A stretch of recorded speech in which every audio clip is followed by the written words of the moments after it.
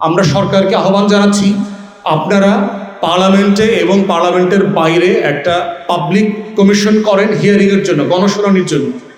সেইখানে প্রত্যেক মাদ্রাসা থেকে যারা এতিম ছেলে মেয়েদেরকে নিয়ে, বাচ্চাদেরকে নিয়ে ঢাকাতে এসেছিলেন, তারা তাদের গল্পগুলো এসে বলতে পারবে। তাদেরকে কাঁদতে দেন, জনগণের কাছে, মানুষের কাছে কাঁদতে দেন সেদিন তারা আসলে কি দেখেছে, তারা কত রক্ত দেখেছে সেদিন, কত হাজার স্যান্ডেল দেখেছে।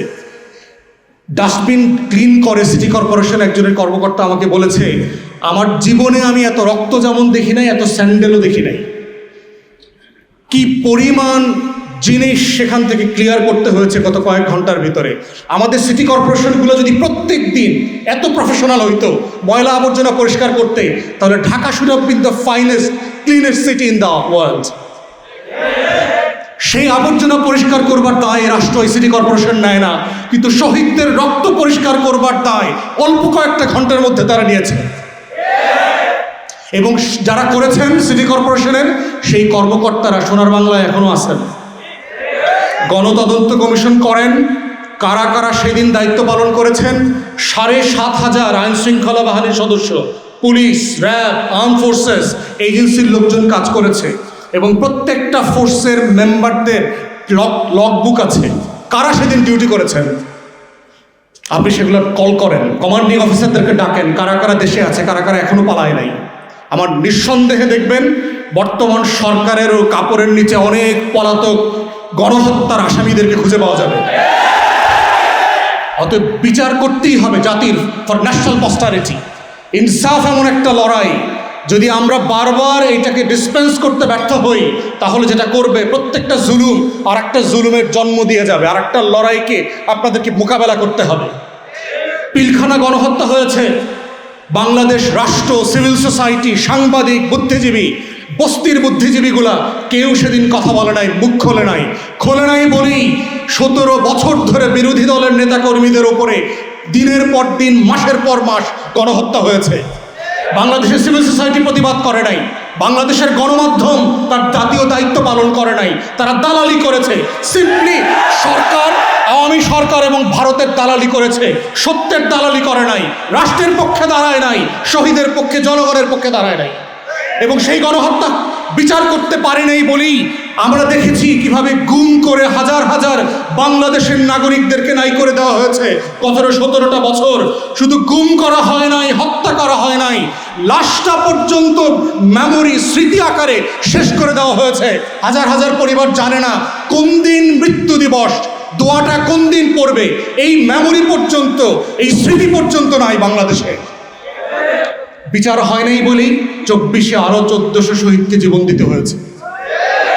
অতএব এই বাস্তবতায় বিজেপির রাজনীতি যেহেতু সীমান্তে চলে আসছে, এটার ডাইভার্স কনসিকুয়েন্স আছে আমাদের রাষ্ট্রে, ফরেন পলিসি কনসিকুয়েন্স আছে, ক্রস বর্ডার টেরোরিজম ক্রিয়েট করা হবে। কয়দিন পরে দেখবেন দাড়িওয়ালা, টুপিওয়ালা, নামধারী লোকদেরকে জঙ্গি নাটক মঞ্চস্থ করবার চেষ্টা করা হয়েছে না গত কয়েকদিন আগে?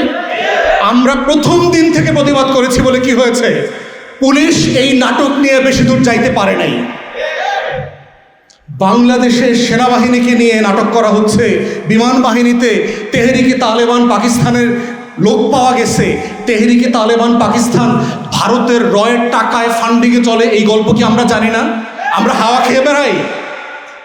অতএব এই জঙ্গি নাটক, তেহরিকে তালেবান পাকিস্তানের নাটকের খেলা বন্ধ করতে হবে। যেই নাটক ফ্লপ করছে, যেই নাটক সিনেমা হলে গিয়ে কেউ দেখে নাই গত ১৭ বছর, সেই নাটক আগামী দিনে মঞ্চস্থ করে আপনার শেয়ার বাজারে কোনো দর পতন ঠেকাইতে পারবেন না। অতএব বাস্তবতা হচ্ছে এই গণহত্যার বিচারের দাবি নিয়েই হচ্ছে বাংলাদেশ রাষ্ট্রকে আগামী দিনে মোকাবেলা করতে হবে। বিজেপির এই হিন্দু ফ্যাসিবাদী রাজনীতিকে আমরা কিভাবে মোকাবেলা করব? উম্মতের শ্রেষ্ঠ সন্তান, ওলামায়ে কেরাম, প্রিয় উপস্থিতি, জাতীয় নেতৃবৃন্দ, আসসালামু আলাইকুম। আল্লাহ রাব্বুল আলামিন বান্দাকে পরীক্ষা করেন, বিপদ আপদে ফেলেন এবং কখনো কখনো তার জীবনটা পর্যন্ত নিয়ে যান জান্নাতের বিনিময়ে। আপনারা যারা ওলামায়ে কেরাম, আপনারা জানেন যে আল্লাহ তো আমাদের জীবনটা তো কিনে নিয়েছেন না, জান্নাতের বিনিময়ে কিনে নিয়েছেন।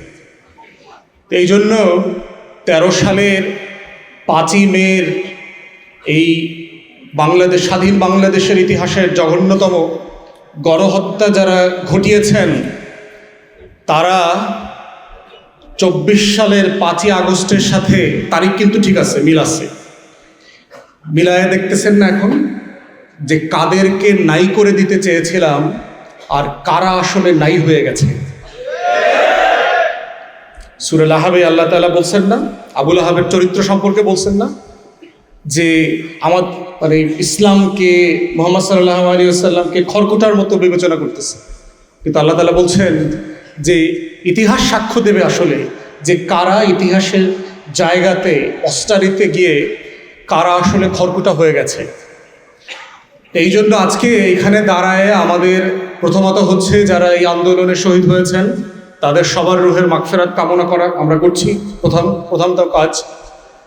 দ্বিতীয় কাজ হচ্ছে এখানে দায়ের রেসপন্সিবিলিটি কোথায়? কাউকে না কাউকে তো এই গণহত্যার দায় নিতে হবে এজ এ স্টেট।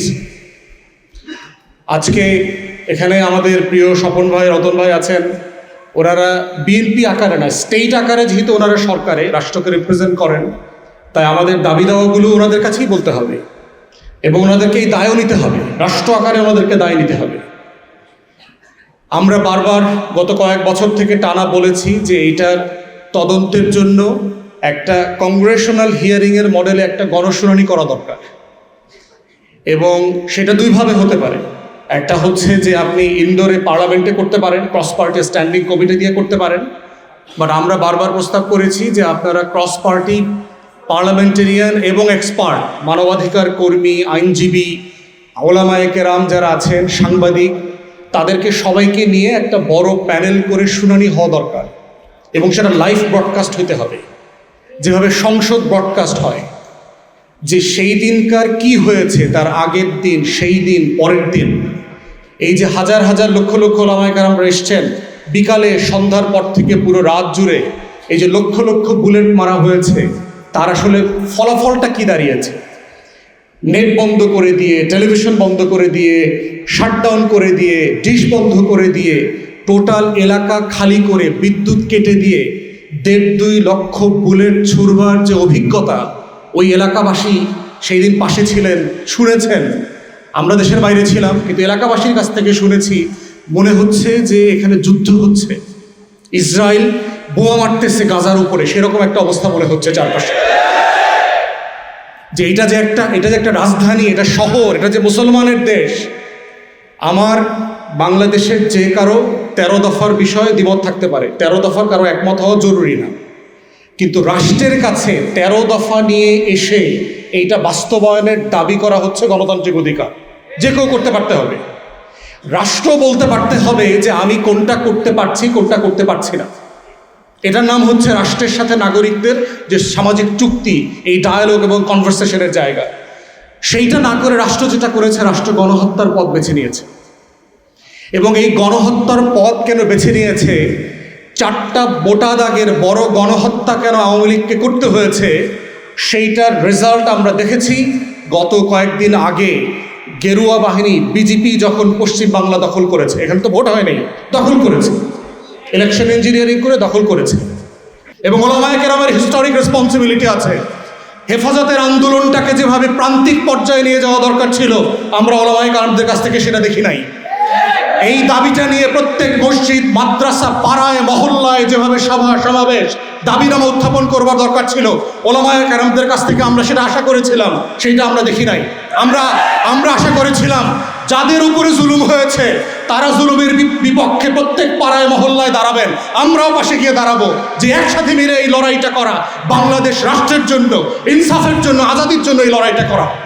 এবং ওলামায়ে কেরামকে আগামী দিনেও সাবধান থাকতে হবে, আপনাদেরকে যেন বিজেপির এই গেরুয়াময় সীমান্তে, আমার প্রত্যেক সীমান্তে এখন বিজেপি আক্রমণ করে বসছে, এই জায়গার রাজনীতি আগামী ওলামায়ে কেরামদেরকে কোনো ফাঁদে যেন না ফেলে, সেই নাটক থেকে আমাদেরকে বাঁচার জন্য এখন থেকে প্রস্তুত হতে হবে।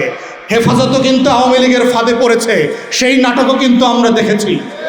অতএব আমরা চাই ইনসাফের পক্ষের ওলামায়ে কেরামরা, আজাদির পক্ষের ওলামায়ে কেরামরা দ্বীনের ঝান্ডাকে মজবুত করে ধরবেন, মুখলেসের সাথে, ইখলাসের সাথে, কোনো ধান্দা ফান্দা থাকতে পারবে না এর ভিতরে। এবং সেই লড়াইটা আমরা সবাই মিলে লড়বো ইনশাআল্লাহ। শহীদদের জন্য আবার রুহের মাগফিরাত কামনা করে আমার বক্তব্য শেষ করছি। আসসালামু আলাইকুম।